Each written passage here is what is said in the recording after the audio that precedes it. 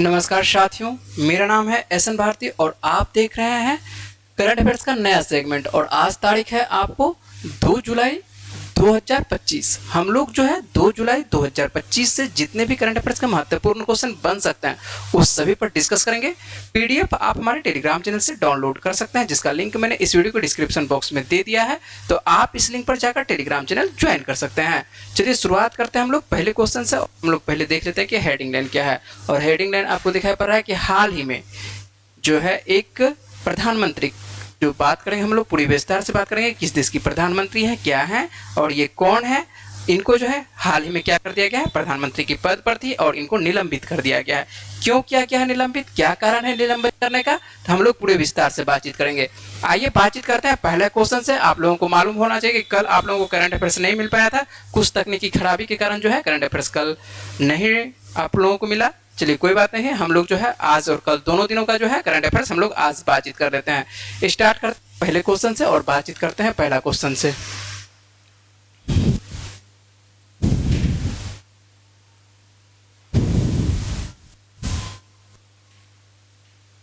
देख लेते हैं पहला क्वेश्चन क्या है कि विश्व क्षुद्र ग्रह दिवस हाल ही में जो है एक दिवस मनाया गया है और इस दिवस का जो है क्या नाम है कि विश्व क्षुद्र ग्रह दिवस। यह प्रतिवर्ष कब मनाया जाता है, तो क्षुद्र ग्रह दिवस जो है प्रतिवर्ष कब मनाया जाता है, तो यह आपको 30 जून को मनाया जाता है। ठीक है, कब मनाया जाता है क्षुद्र ग्रह दिवस, 30 जून को मनाया जाता है। क्यों मनाते हैं, क्या कारण है, आप लोगों को बताते हैं कि एक घटना घटती है कब, 1908 में। और ये घटना घटती है 1908 में किस क्षेत्र में, तो एक रूस का एक क्षेत्र आपको देखने को मिलता है, साइबेरिया का क्षेत्र। कौन सा क्षेत्र, तो ये साइबेरिया का क्षेत्र देखने को मिलता है। और यहाँ पर एक विशाल क्षुद्र ग्रह जो है धमाके के साथ पृथ्वी पर आपको दिखाई पड़ती है, गिरते हुए दिखाई पड़ती है। तो इस क्षेत्र में एक विशाल क्षुद्र ग्रह कह सकते हैं कि पृथ्वी पर आती है। और यह घटना जो है पृथ्वी के हाल के इतिहास में यदि कहते हैं ये सबसे बड़ा क्षुद्र ग्रह है कि पृथ्वी पर अभी तक में देखने को मिलता है, जिसने लगभग कह सकते हैं कि ये जो आपको क्षुद्र ग्रह देखने को जो मिल रहा है ये कितने किलोमीटर को कह सकते हैं कि समतल कर दिया, तो ये लगभग 2000 वर्ग किलोमीटर को क्या कर देता है अपने अंडर ये ले लेता है। इसका अर्थ है कि यहाँ पर जो जंगल थी सभी जंगल को क्या कर देता है, समतल बना देता है, अर्थात समाप्त कर देता है। और ये यदि बात करते हैं कि जैसे कि हिरोशिमा में आपको मालूम होना चाहिए कि हिरोशिमा में क्या गिरती है, आपको परमाणु बम का हमला होता है, तो ये आपको जो है क्षुद्र ग्रह 185 हिरोशिमा बमों के बराबर था। तो आपको ये जो क्षुद्र ग्रह है समझते हैं, आपको हिरोशिमा एक परमाणु बम से समाप्त हो जाता है, तो यहाँ पर 185 हिरोशिमा बमों के कह सकते हैं कि ऊर्जा के बराबर ये ऊर्जा पैदा करती है। तो आपको ध्यान रखना है। चलिए बात करते हैं थोड़ा सा और विस्तार से बातचीत करते हैं क्या कहानी है यहाँ पर, तो थोड़ा सा और देख लेते हैं। तो ये जो आपको दिखाई पड़ती है आपको हाल फिलहाल में कह सकते हैं यहाँ पर जो दिखाई पड़ रहा है, क्या दिखाई पड़ रहा है कि क्षुद्र ग्रह 2029, यहाँ संयुक्त राष्ट्र के द्वारा देखिए, संयुक्त राष्ट्र के द्वारा 2029 को क्षुद्र ग्रह जागरूकता और ग्रह रक्षा का अंतर्राष्ट्रीय वर्ष घोषित किया है। तो ये प्रश्न हो सकता है कि आपको आने वाले दिनों में पूछा जाए कि मान के चलिए कि संयुक्त राष्ट्र के द्वारा किस वर्ष को क्षुद्र ग्रह जागरूकता दिवस घोषित किया गया है, तो किस वर्ष को, तो 2029 को, है ना। क्यों 29 को घोषित किया गया है, तो आइए बातचीत करते हैं। तो यह क्षुद्र ग्रह जो है जिस पे बातचीत कर रहे हैं इसका नंबर आपको याद रखना है कि ये 99942। ठीक है, 99942। इसको क्या नाम बोलते हैं, तो इसको अपोफिस बोलते हैं।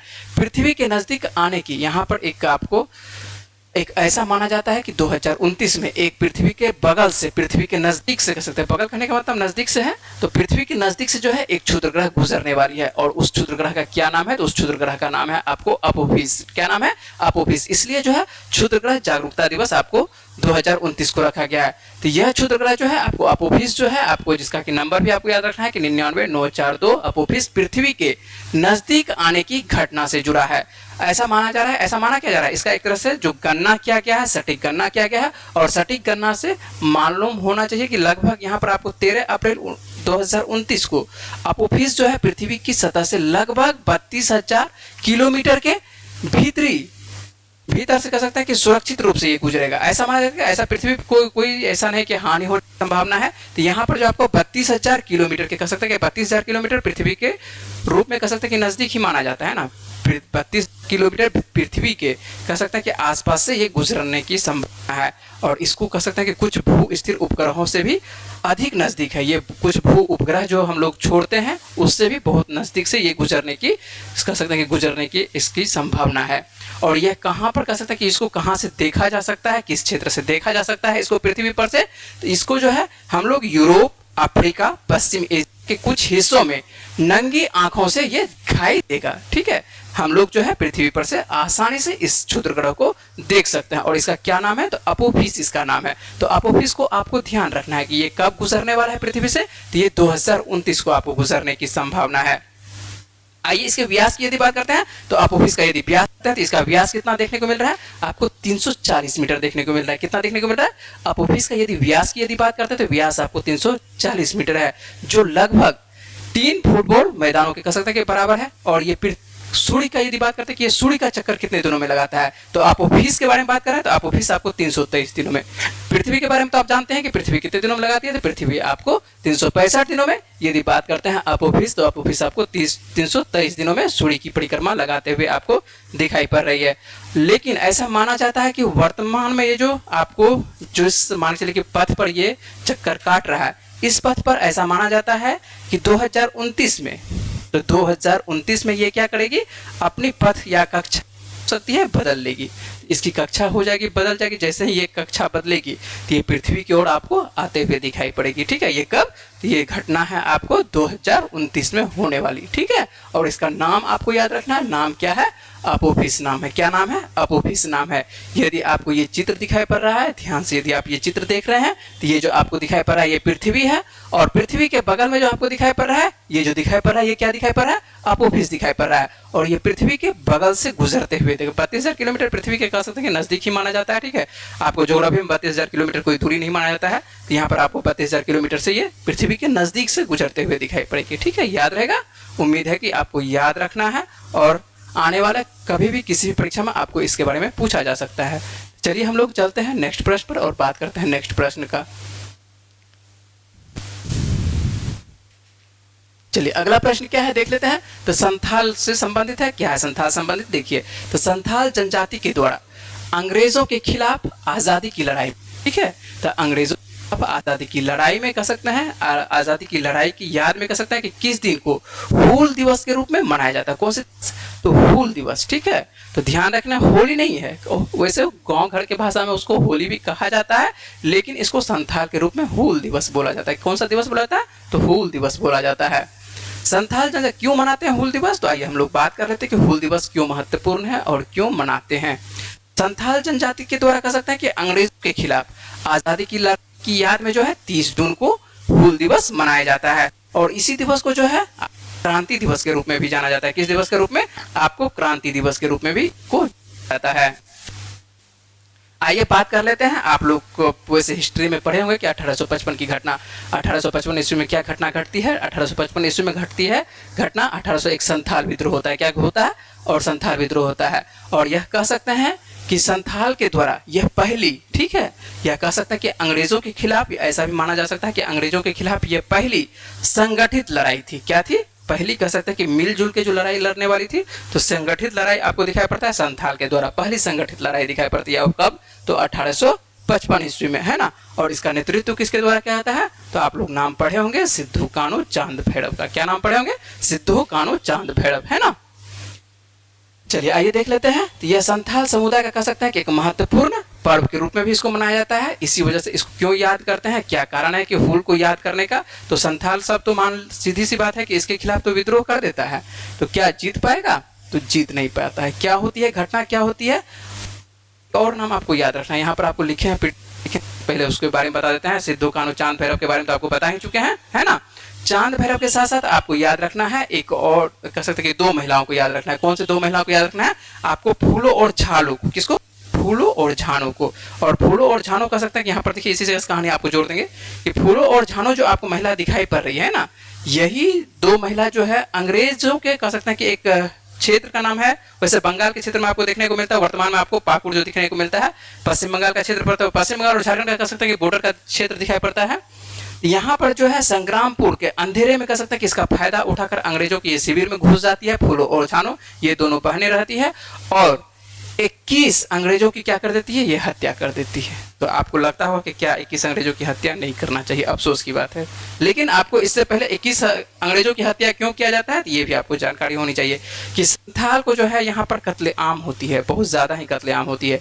लगभग ऐसा माना जाता है कि 10,000 से अधिक संथाल को क्या कर दिया जाता है, मृत्यु के घाट उतार दिया गया है। किसके द्वारा, अंग्रेजों के द्वारा। तो पूरी तरह से कुचलने का प्रयास किया गया था, अंग्रेजों द्वारा पूरी तरह से कुचल दिया गया था आपको संथाल, एक तरह से जो विद्रोह किया गया था इसको। और इसी से रुष्ट होकर कह सकते हैं कि आपको ये जो दो बहनें दिखाई पड़ रही, फूलो और छानो, इनके द्वारा संग्रामपुर में अंग्रेजों की जहां तक हुआ, जिन संभव हुआ उनके द्वारा हत्या करने की ये प्रयास किया गया। तो लगभग 21 अंग्रेजों की हत्या किया गया है ना। आप आइए चित्र को भी देख, ये जो आपको चित्र दिखाई पड़ रही है यही दोनों बहनें हैं, है ना। तो ये जो दोनों बहनें हैं फूलो और छानो, जो दोनों बहनें दिखाई पड़ रही, ठीक है। तो इसके बारे में भी आपको याद, सिद्धू कान्हू चांद भैरव के बारे में सभी किताब में लिखा हुआ है, सभी जगह आपको देखने को मिलता है। इन दोनों जो बहनें हैं, इन दोनों के बारे में प्रश्न पूछा गया है, तो आप लोगों को ध्यान रखना है। उम्मीद है कि आप लोग ध्यान रखेंगे, है ना। चलिए अगले प्रश्न पर बात करते हैं। अगला प्रश्न क्या है, और अगला प्रश्न है सिलिकॉन के बिना। देखिए ये भी प्रश्न आप लोगों के लिए इंपॉर्टेंट है। क्या प्रश्न है कि सिलिकॉन के बिना पहला, विश्व का पहला कंप्यूटर किस देश में विकसित हुआ है। क्या बात कर रहा है कि सिलिकॉन के बिना, किसके बिना, जितना भी कंप्यूटर अभी तक वर्तमान में आप देख रहे हैं, जो भी देख रहे हैं, कंप्यूटर देख रहे हैं, डेस्कटॉप देख रहे हैं, ठीक है, सभी में क्या लगा हुआ है, तो सिलिकॉन लगा हुआ है। और अब जो एक नया कंप्यूटर तैयार किया गया है वह क्या है, तो आपको बिना सिलिकॉन का है। तो सिलिकॉन के बिना का पहला यदि कंप्यूटर की बात करते हैं तो ये किसके द्वारा विकसित किया गया, तो ये अमेरिका के द्वारा विकसित किया गया है। तो अमेरिका के द्वारा विकसित किया गया है। अनुसंधानकर्ताओं की यदि बात करते हैं कि सिलिकॉन के कंप्यूटर का निर्माण किया गया है, तो किसके द्वारा, तो सिंपल है, अमेरिका के द्वारा। और इसमें क्या लगा हुआ है, क्या प्रणाली है जो ये आपको काम करते हुए दिखाई पड़ रही है। यदि सिलिकॉन नहीं है तो सिलिकॉन नहीं है तो अर्धचालक के रूप में यहाँ पर क्या काम कर रही है, तो आइए देख लेते हैं। तो यहाँ पर जो है आपको इलेक्ट्रॉनिक सर्किट डिजाइन करने में कह सकते हैं कि पूरक धातु ऑक्साइड का प्रयोग किया गया है। इसके तहत आप मेटल ऑक्साइड आपको सेमीकंडक्टर्स का प्रयोग किया गया है। और इसको शॉर्ट में याद रखिएगा, CMOS का प्रयोग किया गया है। क्या प्रयोग किया गया है, CMOS का प्रयोग किया गया है। यह जो है बिजली क्या करेगी, कम खपत करेगी। बिजली क्या करेगी, ये कम खपत करता है और अधिक कह सकते हैं कि करता है। यदि बात करते हैं कि आने वाले दिनों में कैसा कंप्यूटर आपको देखने को मिलेगा, तो जो आपको एक तो कह सकते हैं कि इसके विकल्प के तौर पर, सिलिकॉन के विकल्प के तौर पर मान के चलिए आपको कंप्यूटर देखने को मिलेगा। और कह सकते हैं कि आपको एक तरह से छोटा और अत्याधुनिक लेटेस्ट कंप्यूटर में कह सकते हैं कि नई पीढ़ी के कंप्यूटर देखने को मिलेगा। और यहाँ पर आपको डिजाइन किया गया है, तो डिजाइन मान के चलिए, डिजाइन भी एक तरह से देख लीजिए, है ना। तो सबसे पहले तो आपको नाम रखना है कि रखा गया है, तो नाम आपको रखना है, शॉर्ट में ही नाम रखेगा, CMOS नाम याद रखना है। क्या नाम याद रखना है कि CMOS। और ये जो आपको कंप्यूटर दिखाई पड़ रहा है क्या है, कह सकते हैं कि पहला ऐसा विश्व का पहला कंप्यूटर है जिसमें कि सिलिकॉन नहीं रहेगा। तो किसके द्वारा तैयार किया गया है, तो ये आपको अमेरिका के द्वारा। सिंपल सी बात है, जो विकसित है और ज्यादा दिमाग लगाने की कोशिश अमेरिका के द्वारा ही किया जाता है ना। तो अमेरिका के द्वारा इसकी खोज किया गया है, तो अभी तक अमेरिका आपको याद रखना है। चले आगे, चलिए अगले प्रश्न पर हम लोग बात कर लेते हैं। अगला प्रश्न क्या है, देख लीजिए। तो अगला प्रश्न केंद्र सरकार ने, है ना, केंद्र सरकार द्वारा कह सकते हैं कि दो पहिया वाहनों में एंटी लॉक ब्रेकिंग सिस्टम, जिसको कि हम लोग बोलते हैं, क्या बोलते हैं, ABS बोलते हैं। ABS कब से अनिवार्य कर दिया गया है, तो 1 जनवरी 2026 से। तो आने वाले अगले साल जो है, जैसे ही मान चलिए कि नव वर्ष मनाया जा रहा है, उसी वक्त से कह सकते हैं कि आपको उसी दिन से आपको दिखाई पड़ेगा ABS वाला वाहन चलेगा, है ना। इसको बोला जाता है, क्या बोला जाता है, एंटी लॉक ब्रेकिंग सिस्टम बोला जाता है। और ये कब से स्टार्ट कर दिया गया है, केंद्र सरकार के द्वारा, ऐसा मान चलिए मंजूरी दे दी गया है 1 जनवरी 2026 से। क्या होती है ABS पर भी बात करेंगे। तो सबसे पहले देख लेते हैं कि सरकार के द्वारा जो है ABS अनिवार्य करने का उद्देश्य क्या है। उद्देश्य आपको मोटरसाइकिल और स्कूटर जो व्यक्ति चलाते हैं, ध्यान रखना, यहाँ पर रखिएगा कि यहाँ पर जो आपको कह सकते हैं कि क्यों, उद्देश्य क्या है, भारत सरकार के द्वारा ऐसा क्यों किया जा रहा है, ABS को लाने का प्रयास क्या जो जा रहा है, क्यों। तो प्रयास इसलिए किया जा रहा है क्योंकि आपको जो दिखाई पड़ता है, अधिकांश आपको दिखाई पड़ता है कि दुर्घटना जो होती है खास करके बाइक से होती है ना। तो आपको जो है दुर्घटनाओं को इससे क्या करना है, कम करना है। एबीएस प्रणाली रहेगी, आपको किसी भी कह सकते हैं कि दो पहिया वाहन में, तो दुर्घटना क्या होगी, कम होगी। तो दुर्घटना कम होगी, तो इसी वजह से जो आपको द्वारा लाया जाए टू व्हीलर सब मौत आती है ना, जैसे ही घटना घटती है तो आपको दिखाई पड़ता है कि खास करके जो एबीएस मान चलिए कि नहीं रहती है तो गाड़ी ज़्यादा ही दुर्घटना होती है। अभी भी वर्तमान के तौर पर बहुत सारी गाड़ी में एबीएस आती है, लेकिन बहुत सारी गाड़ी में एबीएस नहीं आती। लेकिन अब जो है कह सकते हैं कि सभी गाड़ी में एबीएस रहेगा। जितनी भी गाड़ी आएगी तो आपको सभी क्या दिखाई पड़ेगा, एबीएस प्रणाली दिखाई पड़ेगा। यहाँ तक कि आपको स्कूटर जो दिखाई पड़ता है ना, तो स्कूटर में भी आपको क्या दिखाई पड़ेगा, एबीएस प्रणाली दिखाई पड़ेगा। आइए क्या होती है एबीएस, तो एबीएस के बारे में बात करते हैं। आपको समझ में नहीं आ रहा है एबीएस क्या होती है? जो लड़का वर्ग है जो बाइक चलाते हैं उनको तो पता रहता है, ठीक है। जो मान लेते हैं कि नहीं भी चलाते हैं बाइक और एबीएस के बारे में, बाइक चलाते भी हैं और आपको एबीएस नहीं पता है तो एबीएस क्या होती है, तो एबीएस के बारे में भी आपको जानकारी होनी चाहिए। जब भारत सरकार के द्वारा लाया जा रहा है तो एबीएस क्या होती है, तो इसको तो सबसे पहले फुल फॉर्म जानते रहते हैं, एंटी लॉक ब्रेकिंग सिस्टम कहते हैं। और ये क्या है, एक सुरक्षा फीचर है। क्या है, बाइक का कह सकते हैं ये क्या है, एक सुरक्षा फीचर है जो बाइक को तेज ब्रेक लगाने पर क्या करता है, तेज ब्रेक लगाने पर ये स्लिप या स्किड होने से क्या वो करती है, बचाती है। तो जैसे ही तेज ब्रेक कर सकते हैं, गाड़ी यदि तेज रहेगा और ब्रेक लगाया जाएगा तो ये क्या करेगा, आपको स्लिप और स्किड होने से क्या करेगी, बचाएगी। जब आप अचानक जोर से ब्रेक लगाते हैं तो व्हीकल्स कह सकते हैं, व्हीकल्स लॉक हो सकता है, ठीक है। व्हील्स क्या हो जाएगा, आपको जो चक्का जिसको बोलते हैं वो क्या हो जाती है, लॉक हो जाती है। तो आपका जो बाइक होगा उसका जो गाड़ी का जो चक्का होगा या व्हील्स का उसको बोलते हैं, तो व्हील्स क्या हो जाएगा, लॉक हो जाएगा और गाड़ी जो फिसलती थी उसको कह सकते हैं एक तरह से रोका जा सकता है, ठीक है। जो व्हील्स एक तरह से जो लॉक हो जाएगी और उसको फिसलन जो होता था उसको क्या कर सकते हैं, रोका जा सकता है। एबीएस व्हील्स की को क्या करेगा, एबीएस जो है व्हील्स की स्पीड को लगातार सेंसर के जरिए क्या करता है, मॉनिटर करता है। जैसे ही कोई व्यक्ति आपको कह सकते हैं व्हील को लॉक होने लगे तो सिस्टम तुरंत क्या कर सकता है कि ब्रेक प्रेशर को क्या करेगा, आपको कम करता है। तो ये ब्रेक प्रेशर को क्या करेगा, कम करता है और फिर बढ़ाता है। तो इससे क्या होता है, ये जो पल्सिंग आपको दिखाई पड़ रहा है, पल्सिंग एक्शन इसको कहता है। तो पल्सिंग एक्शन को कहते हैं, ठीक है। ये जो जैसे ही मान के आपको जैसे ही यहाँ पर सीधी सी बात है कि कोई यदि लॉक होने लगेगा गाड़ी तो कौन सी प्रणाली काम करती है, यहाँ पर तुरंत ब्रेक प्रेशर यहाँ पर काम करती है और स्पीड को कह सकते हैं पूरी तरह से रोक देता है। और इस घटना को क्या बोलते हैं, इसको जो बोलते हैं पल्सिंग आपको एक्शन बोला जाता है। इस प्रक्रिया के चलते होती है क्या है कि व्हील्स जो है आपको लॉक नहीं होते हैं और गाड़ी कंट्रोल में रहती है। पूरी तरह से व्हील्स क्या होती है, लॉक नहीं होती है और गाड़ी क्या होती है, कंट्रोल रहती है। जिससे क्या होता है, स्किड नहीं होती गाड़ी, है ना, फिसलन नहीं होती गाड़ी और गाड़ी कंट्रोल में रहती है। इसका फायदा ये होता है कि फिसलन भरी कह सकते हैं या गीली सड़कों पर बाइक जल्दी और बाइक सुरक्षित रहती है। सीधी सी बात है कि बाइक क्या रहेगी, यदि रोड पर चलाते हैं, खास करके बरसात के मौसम में यदि देखते हैं तो बरसात के मौसम में आपको देखकर दिखाई पड़ता है, क्या दिखाई पड़ता है, ज्यादा दुर्घटना दिखाई पड़ती है।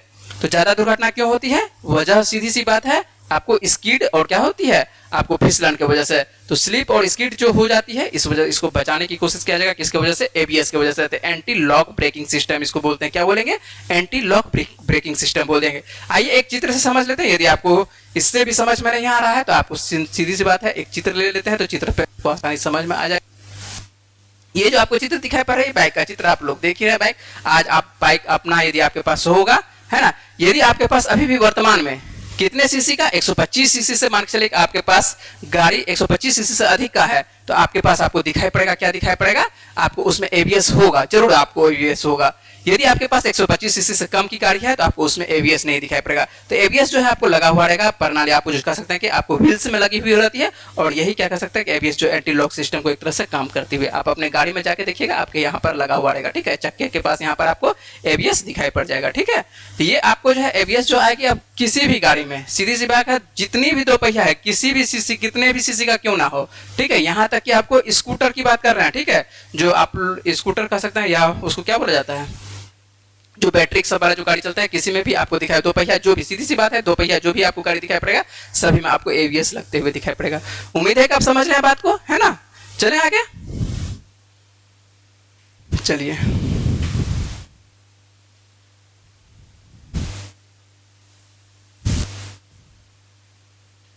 चलिए अगला प्रश्न हम लोग देख लेते हैं। क्या है अगला प्रश्न, केंद्रीय गृह मंत्री, किसके बारे में बात कर रहे हैं, केंद्रीय गृह मंत्री अमित शाह के द्वारा कह सकते हैं कि किस स्थान पर हल्दी रोड का मुख्यालय का उद्घाटन किया गया। वैसे ये प्रश्न आपको मैं पहले ही करवा दिया है, लेकिन एक बार फिर से यहाँ पर हम लोग देख रहे हैं, ठीक है ना।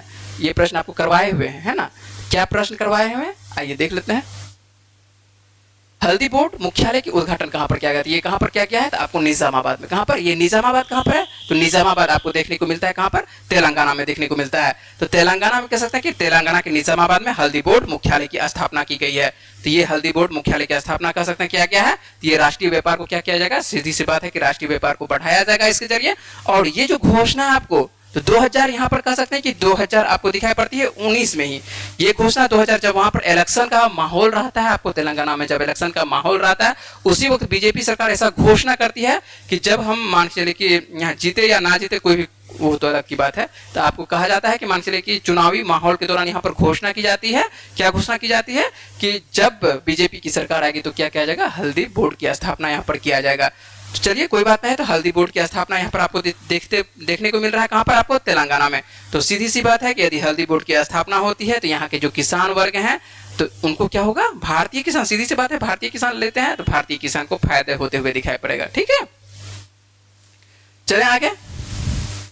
5 नंबर का प्रश्न हो चुका है।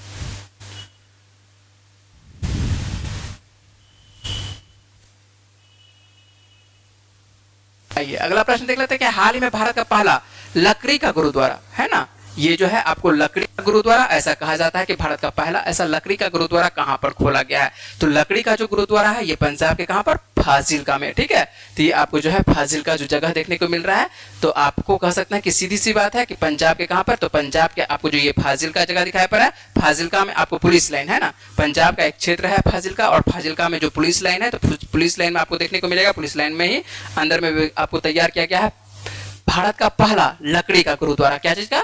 भारत का पहला कह सकता है कि लकड़ी का गुरुद्वारा। यदि आपको पूछे कि भारत में ऐसा पहला लकड़ी का गुरुद्वारा कहां पर है, तो पहला भारत का पहला लकड़ी का गुरुद्वारा आपको कहां पर देखने को मिल रहा है? फाजिल्का में देखने को मिल रहा है। उम्मीद है कि आप बात को समझ रहे हैं। ठीक है, तो आप इससे यहाँ से ज्यादा प्रश्न नहीं पूछेगा। ठीक है, आपको इतना यदि आपको याद रहता है तो इतना ही काफी है कि सीधी सी बात है कि लकड़ी का गुरुद्वारा कहां पर है? फाजिल्का। और फाजिल्का कहां पर देखने को मिल रहा है? आपको कहां पर? पंजाब में, है ना। चलिए, और ये जो प्रश्न आपको दिखाई पड़ रहा है, नेक्स्ट जो प्रश्न है, ये प्रश्न आपके लिए इंपॉर्टेंट है। यदि आप देख लेते हैं क्या प्रश्न है, और यही प्रश्न आपको मुख्य पर जो लगा हुआ था, आप जो था थंबनेल में क्या प्रश्न था, आइए उसी पर बात करते हैं कि हाल ही में किस देश की प्रधानमंत्री पेंटोकाटन सिनावात्रा, क्या नाम है प्रधानमंत्री का नाम है पेंटोकाटन सिनावात्रा। हाल ही में किस देश की प्रधानमंत्री पेंटोकाटन सिनावात्रा को जो है कह सकते हैं कि प्रधानमंत्री के पद से क्या कर दिया, निलंबित कर दिया गया है। तो किस देश से? तो आपको थाईलैंड। तो थाईलैंड की प्रधानमंत्री थी, तो थाईलैंड की प्रधानमंत्री आपको पेंटोकाटन सिनावात्रा थी। वैसे आप लोग जानते हैं, बहुत बार इसके बारे में आपको प्रश्न करवा चुके हैं, है ना। और ये भी आपको बता चुके हैं कि मान चलिए कि आपको ये सबसे कम उम्र की प्रधानमंत्री थी, और क्या कहते हैं कह सकते हैं दिल की भी कह सकते हैं कि नेक थी, और दिल की नेक वजह से ही इनको क्या कहते हैं निलंबित होना पड़ा। क्या कहानी है, आइए बातचीत करते हैं कि क्यों इनको इस्तीफा तो नहीं कह सकते कि इनको कर दिया, कुछ दिनों क्या होती है, कुछ दिनों के लिए निलंबित किया गया, है ना, पद से नहीं किया गया लेकिन निलंबित कर देगा। अभी वर्तमान तौर पर यदि बात करते हैं तो आपको वर्तमान तौर पर आपको देखने को मिलेगी, क्या देखने को मिलेगी, ये संस्कृति मंत्रालय इन्हीं के पास रहेगा, लेकिन केवल आपको प्रधानमंत्री पद इनके पास नहीं रहेगा। तो प्रधानमंत्री के पद से इनको निलंबित कर देगा। और प्रधानमंत्री का क्या नाम है? तो आपको प्रधानमंत्री का नाम है पेंटोकाटन सिनावात्रा। तो थाईलैंड की ये कह सकते हैं कि प्रधानमंत्री है। और थाईलैंड की जो संवैधानिक कोर्ट है, क्या है, थाईलैंड की जो संवैधानिक कोर्ट है, एक फोन पर जो है बातचीत होती है। क्या फोन पर बातचीत होती है? आपको कंबोडिया से इनकी जो बातचीत होती है, कंबोडिया से बातचीत होती है, और यही लीक हो जाता है। ये जो फोन पर जो बातचीत होती है, ये क्या हो जाता है? लीक हो जाता है। लीक मतलब क्या? सभी के पास कह सकते हैं कि ये एक तरह से आ जाता है ना, पूरे जो थाईलैंड में होती है, थाईलैंड में प्रसारित हो जाती है। तो थाईलैंड की संवैधानिक कोर्ट में कह सकते हैं कि ये फोन पर जो बातचीत की जाती है, ये जो आपको प्रधानमंत्री जो बातचीत करते हैं, प्रधानमंत्री पेंटोकाटन सिनावात्रा, और इसी वजह से जो है क्या करते हैं, इसको निलंबित कर दिया जाता है। तो जांच मान चलिए कि इस पर जो सिनावात्रा पर जो जांच होने तक कह सकते हैं कि सीधी सी बात है, अभी वर्तमान में जांच हो रहा है, इस पर चल रहा है, और जब तक जांच चलेगा तब तक ये क्या रहेगी, अपने पद पर नहीं रहेगी, है ना। ऐसा नहीं कि इनका पद समाप्त कर दिया, जब तक ये मान चलिए कि यहाँ पर जांच होती रहेगी तब तक ये अपने पद पर नहीं रह सकती है। तो सीधी सी बात है, सिनावात्रा पर क्या आरोप है, क्या वजह है, तो आपको यह जानकारी होनी चाहिए, है ना, क्योंकि सिनावात्रा के बारे में इतना प्रश्न करवाए हैं, बहुत सारा प्रश्न करवाए हैं सिनावात्रा के बारे में। तो सिनावात्रा के बारे में आपको जानकारी होनी चाहिए। और क्या जानकारी होनी चाहिए, देख लेते हैं कि दूसरे में और अपने देशों से भी तुलना कर सकते हैं आपको कि एक शब्द का क्या मान चलिए कि महत्व रखता है। और यहाँ पर तो मान चलिए कि भारत सरकार के द्वारा कुछ भी कहा जा सकता है, लेकिन यहाँ पर क्या होती है कि एक शब्द कितना मायने रखती है। तो आइए देख लेते हैं कि शिनावात्रा पर क्या आरोप लगती है। एक घटना आपको जैसे बता चुके हैं कि 15 जून कब 2025 को शिनावात्रा ने क्या करती है, यहाँ पर जो है कंबोडिया, शिनावात्रा जो है आपको बातचीत करती है किससे, तो कंबोडिया से। और कंबोडिया के एक पूर्व प्रभावशाली नेता रहते हैं, वर्तमान तौर पर कह सकते हैं कि ये मान लीजिए वहां पर विपक्षी तौर पर कह सकते हैं कि विपक्षी तौर पर ये काम करते हैं, ठीक है। तो आपको 15 जून 2025 को, कब 15 जून 2025 को जो है कंबोडिया के पूर्व प्रभावशाली नेता, और इनका क्या नाम है, तो हुन सेन नाम है। क्या नाम है, हुन सेन। और 17 मिनट इनसे बातचीत होती है। कितने मिनट बातचीत होती है, तो 17 मिनट बातचीत होती है, जिसमें थाईलैंड और कंबोडिया के बीच जो है चल रहे सीमा विवाद। तो पड़ोसी देश है, तो उस पड़ोसी देश में सभी जगह सीमा विवाद कुछ ना कुछ होती रहती है। तो थाईलैंड और कंबोडिया के बीच क्या होती है, सीमा विवाद पर कह सकते हैं कि यहाँ पर चर्चा होती है। किस पे चर्चा होती है, तो सीमा विवाद पे चर्चा होती है। तो दोनों में कह सकते हैं कि दोनों देशों में कह सकते हैं कि सीमा विवाद पर चर्चा हो रही है, कोई दिक्कत नहीं। किसमें, फोन पर। कितने मिनट, 17 मिनट। तो यहाँ पर जो आपको दिखाई पड़ रहा है सीमा विवाद में जो एक कह सकते हैं कि जो विवाद होती है उसी में कंबोडियाई सैनिक पहले ही जब मान चलिए इस पर चर्चा चल रही है, लेकिन दोनों देशों में क्या विवाद है, और कुछ दिन पहले कह सकते हैं कि यहाँ पर जो विवाद बढ़ा था उसमें क्या होती है कि एक कंबोडियाई सैनिक क्या हो जाती है, मृत्यु हो गई थी। और इसी पर चर्चा चल रही थी, जो कंबोडिया सैनिक की जो मृत्यु हुई थी इसी पर चर्चा चल रही थी। बाद में यह चर्चा कह सकते हैं कि बहुत अधिक एक तरह से कह सकते हैं कि चर्चा का विषय एक तरह से थाईलैंड में बना हुआ था। और क्या कहता है, आपको जो दिखाई पड़ रहा है शिनावात्रा के बीच में यही दोनों की बातचीत चर्चा चल रही है। अब आइए मेन थीम पर आते हैं। तो बातचीत में जो है शिनावात्रा जो है उनको क्या कह देती है, अंकल कह देती है। क्या कह देती है, अंकल। यही अंकल उसको ले डूबती है, ठीक है। यहाँ पर जो है अंकल जो कह सकते हैं, ये जो अंकल शब्द कहा गया है ना, तो अंकल जो आपको कहा जाता है उनको क्या कहा जाता है, अंकल कहा जाता है। किनको, ये जो आपको दिखाई पड़ रहे हैं जो नेता हुन सेन जो दिखाई पड़ रहे हैं, जो कि कंबोडिया के हुआ करते थे, और थाईलैंड की प्रधानमंत्री शिनावात्रा थे, पेंटोगाटान शिनावात्रा, और उनको क्या कह देती है, ये अंकल कह देती है ना। तो अंकल जैसे ही कहती है, और थाई सेना के एक वरिष्ठ कमांडर लेफ्टिनेंट जनरल रहते हैं बूनसिन पैटक्लांग की आलोचना कर देती है। किसके द्वारा, आपको क्या कहते हैं, ये शिनावात्रा के द्वारा। तो दो शब्द कह सकते हैं कि यहाँ पर जो इस शब्दों में रिकॉर्डिंग में जो पकड़ा जाता है, तो दो शब्दों पर खास करके बातचीत होती है, और इसी दोनों शब्दों पर एक तरह से कह सकते हैं कि चर्चा की जाती है। तो बहुत ज्यादा ही बातचीत कर लिए है ना, तो इतना आप समझ चुके होंगे कि क्या क्या कहानी है, और समझ ये भी चुके होंगे कि क्या इसमें मान चलिए कि मामला क्या था। और जो आपको दिखाई पड़ रही है अच्छे से एक बार देख लेते हैं हम लोग, है ना। तो ये जो आपको दिखाई पड़ रही है पेंटोगाटान शिनावात्रा दिखाई पड़ रही है, कौन है, ये थाईलैंड की प्रधानमंत्री। अभी निलंबित किया गया, ऐसा नहीं कि इनको समाप्त कर दिया गया, इनका पद को समाप्त कर दिया गया, ये अभी वर्तमान में क्या है, निलंबित है ना, इनको पद से। और आपको पहले ही बता चुके हैं कि देखने में तो खूबसूरत है ही, आपको ये दिल की भी खूबसूरत है, और दिल की खूबसूरत होने की वजह से उनको क्या बोल देती है, ये अंकल बोल देती है। जबकि किसी भी देश के कह सकते हैं कि जो एक तरह से प्रधानमंत्री है, राष्ट्रपति है, किसी भी दूसरे देश से जब आप बातचीत करते हैं तो वो आपसे उम्र में कितना भी क्यों नहीं बड़ा हो, आप उसको अंकल नहीं कह सकते हैं, भैया भतीजा नहीं बोल सकते हैं, कुछ भी नहीं बोल सकते हैं, उनको आप नाम से आपको पुकारना पड़ेगा। तो एक शब्द इनका पद समझ सकते हैं, इनके शब्द एक तरह से प्रधानमंत्री के पद को ले डूबा, ठीक है। तो एक शब्द अंकल जो बोला गया इनके द्वारा, क्योंकि इनसे ये आपको पता है कितने उम्र की है, मात्र 37 वर्ष की है, तो बहुत कम उम्र की है, ये प्रधानमंत्री है। पूरे विश्व की कह सकते हैं कि अभी तक में जो है सबसे कम उम्र की प्रधानमंत्री आपको पेंटोगाटान शिनावात्रा दिखाई पड़ती है। और इसी वजह से जो मान चलिए कि इनसे कोई भी यदि खास करके यदि लगता है कि मान चलिए कि बहुत ज्यादा एज का है, तो उनको कह देती है अंकल। और इसी अंकल की वजह से जो है इनका जो कह सकते हैं कि सीधी सी बात है, इनको पद गंवाना पड़ता है। इन पे जांच चल रही है, यदि जांच में क्या होती है नहीं होती है, जिस प्रकार का मान चलिए कि फिर से प्रश्न देखने को मिलेगा, आपको फिर से बताया जाएगा। चलिए हम लोग आगे चलते हैं।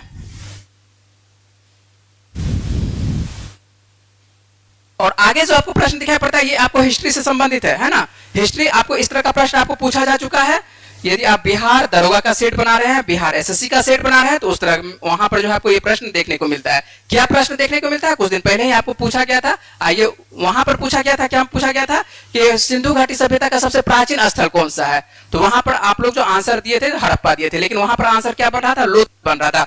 उसी से कैसे संबंधित है, क्या मानचिल के प्राचीन होती है, कैसे स्थल होती है, आइए बातचीत कर लेते हैं। यहाँ पर देखिए क्या प्रश्न है कि हाल ही में कहाँ प्राचीन हड़प्पाकालीन कब्रगाह की खोज हुई है। तो ये नया आपको करंट संबंधित है कि हाल ही में हड़प्पाकालीन कब्रगाह की खोज हुई है। तो ये कहां पर खोज हुई है, तो आपको गुजरात में ही खोज हुई है। खोजा कुछ और जा रहा था, एक जूना खटिया की खोज की जा रही थी, एक कब्रगाह की खोज की जा रही थी, है ना। उसी जगह आपको दिखाई पड़ता है यहाँ पर जो है सिंपल सी बात है, ये कब्रगाह ये भी कब्रगाह ही है ना। तो सीधी सी बात है, याद रखिए, क्या याद रखिएगा कि आपको सबसे प्राचीन, ठीक है, हड़प्पा प्राचीन कह सकते हैं, हड़प्पा कालीन कब्रगाह की खोज कहां पर हुई है? गुजरात में। तो गुजरात के कहां पर? तो गुजरात के आपको कच्छ जिले के लापाड़ा, ठीक है, लापाड़ जो एक गांव है, तो लापाड़ गांव में आपको देखने को मिलता है, क्या देखने को मिलता है आपको? एक प्राचीन हड़प्पा, यहाँ पर ध्यान रखिएगा थोड़ा सा मिस है, तो आपको प्राचीन हड़प्पा कारण क्या मिलती है? आपको कब्रगाह की खोज होती हुए। किसके द्वारा यह खोज किया गया है? तो खोज आपको किया गया है केरल विश्वविद्यालय के द्वारा, ठीक है। तो आपको यहाँ पर लिखा हुआ है कि केरल के विश्वविद्यालय के शोधकर्ताओं के द्वारा किया जाती है, गुजरात के कच्छ जिले में, है ना। ध्यान रखना है, केरल के विश्वविद्यालय के शोधकर्ता है, जबकि खोज कहां पर क्या किया है? तो खोज आपको क्या किया है? गुजरात के कच्छ में। और ये मान के चलिए कि कब्रगाह जो मिलती है कितने साल पुराना है ना। अभी यदि वर्तमान के तौर पर से बात करते हैं, ये कितने साल पुरानी है? तो आपको 5200 साल पुराना है। कितना साल है? तो ये कच्छ के जो आपको मान चलिए कच्छ के क्षेत्र में जो मिल रहा है 5200 साल पुराना है। इसका मतलब है कि ये बहुत पुराना है। यदि आप लोग सिंधु घाटी सभ्यता का जो मान चलिए कि टाइम पीरियड आप लोग देखते होंगे, तो आप लोग पढ़ते होंगे, अभी जो एनसीईआरटी में दिया गया है, क्या दिया गया है? 2350 से वही सही कह सकते हैं कि आपको कहीं पर 2500 देखने को मिल रहा होगा किसी किताब में, या किसी किताब में आपको कह सकते हैं कि 2350 से लेकर 1750 देखने को मिलता होगा। अलग अलग किताबों में अलग अलग देखने को मिलता है, लेकिन आसपास कह सकते हैं कि आपको 2500 के आसपास ही रखा गया है। लेकिन यहाँ पर कितना पुराना देखने को मिल रहा है आपको? तो 5200, है ना। तो 5200 आप किसी का भी नोट्स पढ़ते होंगे, उससे कोई दिक्कत नहीं है, लेकिन अधिकांश के नोट में आपको वही 2500 के आसपास है, 2500 से 1750 के आसपास का आपको कह सकते हैं कि काल रखा गया। किसका? आपको सिंधु घाटी सभ्यता कह सकते हैं कि हड़प्पा सभ्यता का रखा गया। लेकिन यहाँ पर आपको देखने को क्या मिल रहा है? तो 5200 साल। आपको बार बार इस पे हिंट्स दे रहे हैं, ध्यान रखना है आपको, ठीक है। चले आगे।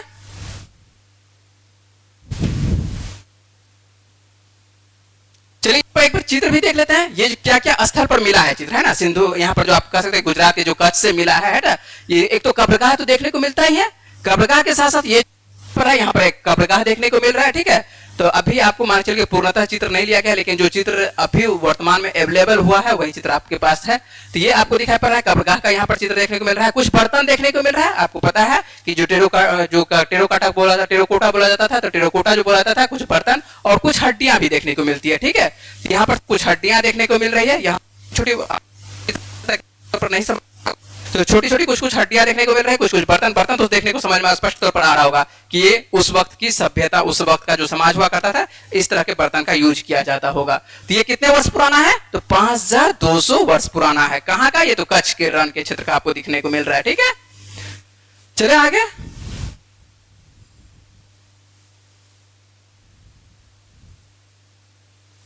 चलिए अगले प्रश्न पर बात करते हैं। अगला प्रश्न क्या है? तो अगला प्रश्न आसान प्रश्न है कि हाल ही में कह सकते हैं कि किस केंद्रीय मंत्री ने कोलकाता में फुटबॉल फॉर स्कूल्स, क्या नाम है? तो आपको कोलकाता में कह सकते हैं कि आपको कोलकाता में फुटबॉल फॉर स्कूल कह सकते हैं, या F4S कार्यक्रम के तहत फुटबॉल का वितरण किया है। तो सीधी सी बात है, आपको जो शिक्षा मंत्री अभी वर्तमान में देखने को मिलते हैं, कौन शिक्षा मंत्री देखने को मिलते हैं? आपको धर्मेंद्र प्रधान देखने को मिलते हैं। और धर्मेंद्र प्रधान के द्वारा ही एक तरह से फुटबॉल को वितरित किया गया है। तो 349 स्कूलों में कह सकते हैं कि आपको 2487 फीफा फुटबॉल वितरित किए गए हैं, ठीक है। सीधी सी बात है कि आपको फुटबॉल को वितरित किया गया है। तो आपको ध्यान रखना है किसके द्वारा? तो आपको शिक्षा मंत्री, आपको कौन है? तो केंद्रीय शिक्षा मंत्री कौन है वर्तमान में? धर्मेंद्र प्रधान। और प्रधान ही कह सकते हैं कि आपको पीएम श्री केंद्रीय विश्वविद्यालय बोल रहे हैं, आपको यहाँ पर विद्यालय बोल रहे हैं, केंद्रीय विद्यालय फोर्ट विलियम, ठीक है। क्या नाम है? केंद्रीय विद्यालय फोर्ट विलियम, जो कि कोलकाता में है, पश्चिम बंगाल में है। और यहीं पर कह सकते हैं कि फुटबॉल फॉर स्कूल्स कार्यक्रम के तहत जो है यहाँ पर उद्घाटन किया और इसको एक तरह से वितरित करने का काम किया गया है।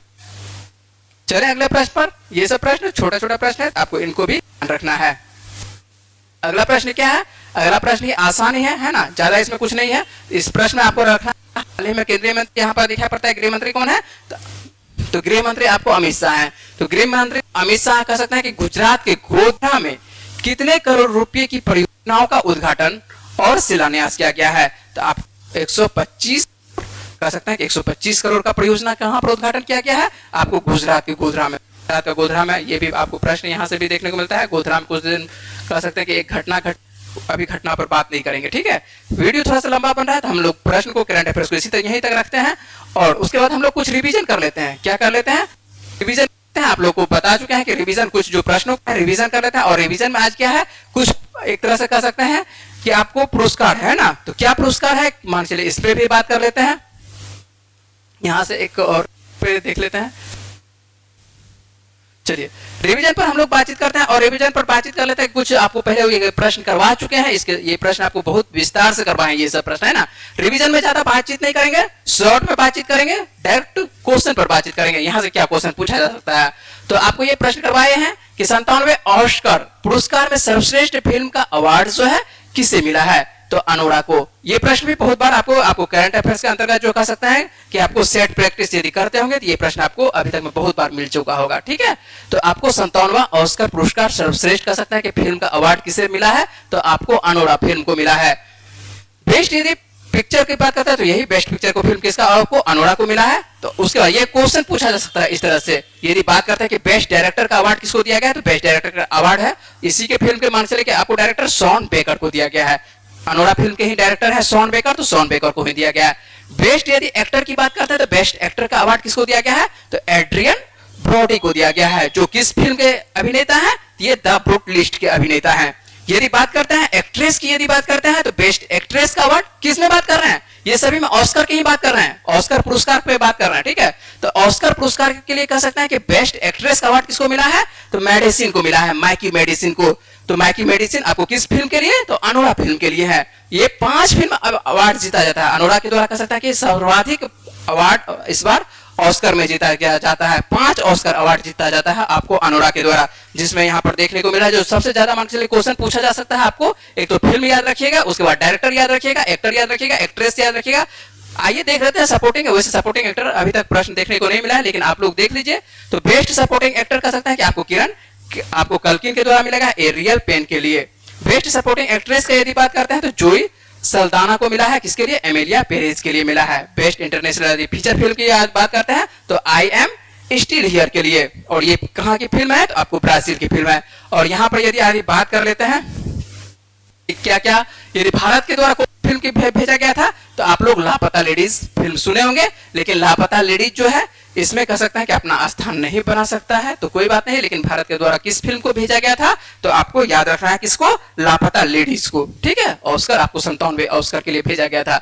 और कुछ हम लोग रिवीजन कर लेते हैं। तो अमेरिका के सर्वोच्च नागरिक सम्मान प्रेसिडेंशियल मेडल ऑफ फ्रीडम से किसे सम्मानित किया गया है, तो जॉर्ज सोरोस को शामिल किया गया है, जॉर्ज सोरोस को सम्मानित किया गया है।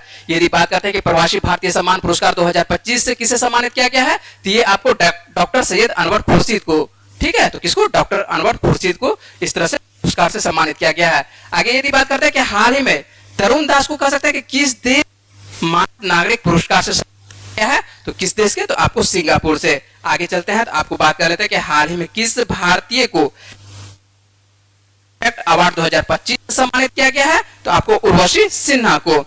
ICC emerging men's cricketer of the year का अवार्ड किसे दिया गया है, किसने जीता है, तो आपको कमेंडू मेंडिस के द्वारा, श्रीलंका के एक खिलाड़ी हैं, है ना। किसे हाल ही में कह सकते हैं कि ICC umpire of the year award से किया गया, आपको रिचर्ड इलिंगवर्थ को, ठीक है। किसको, आपको अंपायर अवार्ड से कह सकते हैं कि सम्मानित किया गया इलिंगवर्थ को। लापता लेडीज, देखिए नाम में आ गया लापता लेडीज, तो लापता लेडीज को यहाँ पर बात करते हैं, यहाँ पर ऑस्कर से लिए बात नहीं कर रहे हैं, यहाँ पर क्या बात कर रहे हैं, लापता लेडीज को किस पुरस्कार समारोह में श्रेष्ठ अंतरराष्ट्रीय फिल्म के लिए कह सकते हैं कि शॉर्ट लिस्ट किया गया। तो ये जापान अकादमी फिल्म पुरस्कार है, तो जापान अकादमी फिल्म पुरस्कार के लिए भी उनको शॉर्ट लिस्ट किया गया है। तो यदि आप लोग लापता लेडीज फिल्म नहीं देखे हैं तो एक बार देख सकते हैं, है ना। अच्छी फिल्म है, सामाजिक फिल्म है, जो आपको देखनी चाहिए।